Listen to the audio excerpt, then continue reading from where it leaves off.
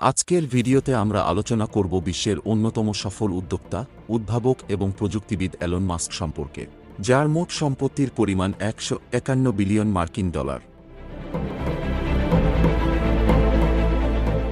Elon মাস্কের জন্ম 1971 সালের 28 জুন দক্ষিণ আফ্রিকার প্রিটোরিয়াতে।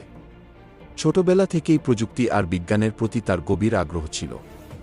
মাত্র 12 বছর বয়সে তিনি ব্লাস্টার নামে একটি ভিডিও গেম তৈরি করেন এবং সেটি $500 বিক্রি করেন।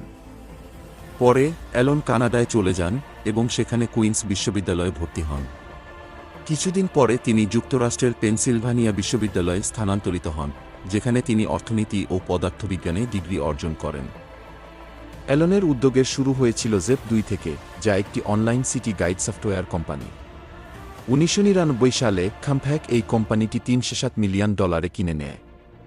এরপর এলন X.com প্রতিষ্ঠা করেন, যা পরে পেপল নামে পরিচিত হয় এবং এটি দ্রুতই একটি জনপ্রিয় অনলাইন পেমেন্ট প্ল্যাটফর্মে পরিণত হয়।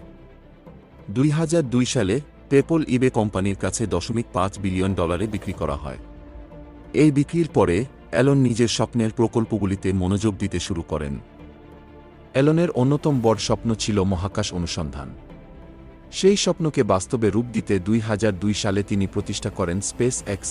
তার লক্ষ্য ছিল মহাকাশ যাত্রা সস্তা করা এবং মঙ্গল গ্রহে মানুষের বসবাসের উপযোগী পরিবেশ তৈরি করা। এরপরে এলন টেসলা মোটরস প্রতিষ্ঠা করেন, যা বৈদ্যুতিক গাড়ি উৎপাদনের ক্ষেত্রে একটি বিপ্লব সৃষ্টি করে।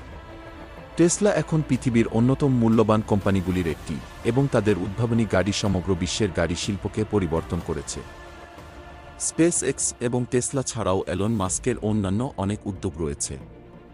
তার মধ্যে আছে সোলার সিটি, যা সৌর শক্তি ব্যবহারের দিকে লক্ষ্য রেখেছে, এবং দ্য বোরিং কোম্পানি, যা উন্নত যোগাযোগ ব্যবস্থা তৈরিতে কাজ করছে। এছাড়া নিউরালিঙ্ক এবং ওপেন এআই এর মতো নতুন প্রযুক্তির কোম্পানিতেও এলন জড়িত। এলন মাস্কের ভবিষ্যৎ পরিকল্পনাগুলি শুধুমাত্র বর্তমান সময়ের জন্য নয়, বরং আমাদের পুরো সভ্যতাকে এগিয়ে নিয়ে যাওয়ার জন্য। তার লক্ষ্য হল মানুষের জীবনকে সহজ করা এবং নতুন প্রযুক্তির মাধ্যমে পৃথিবীকে একটি আরও উন্নত স্থান হিসেবে গড়ে তোলা।